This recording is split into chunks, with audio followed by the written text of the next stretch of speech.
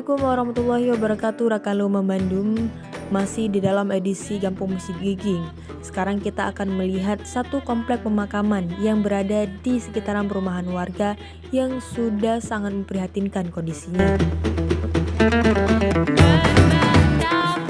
Kondisi makam-makam ini sudah sangat hancur dan bahkan ada beberapa yang sudah tinggal keping-kepingan saja.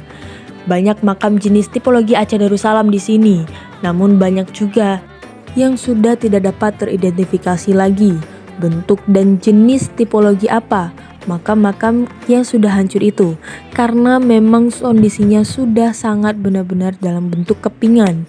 Bahkan ada sebagian besar batu-batu tersebut saya perkirakan sudah tertanam di bawah tanah ini.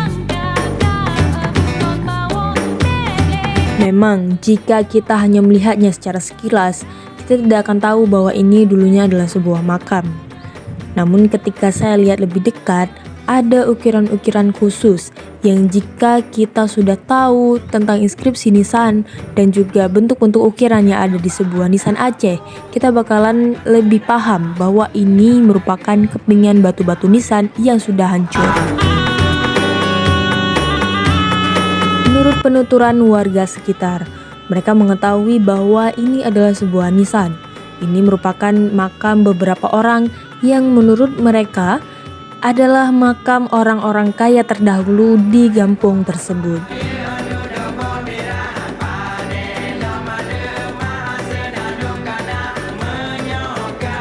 Apa yang sebenarnya terjadi dengan batu-batu nisan ini sehingga sampai hancur berkeping-keping seperti ini?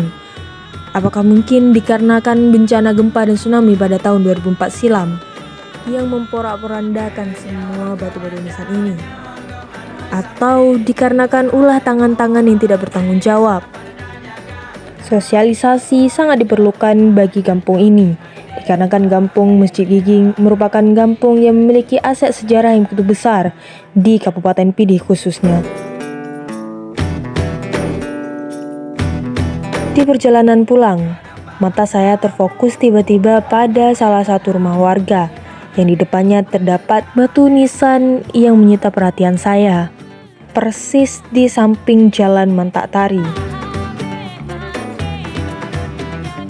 Pemilik rumah ini mengatakan, beliau yang berprofesi sebagai seorang nelayan menemukan batu ini di pinggiran pantai.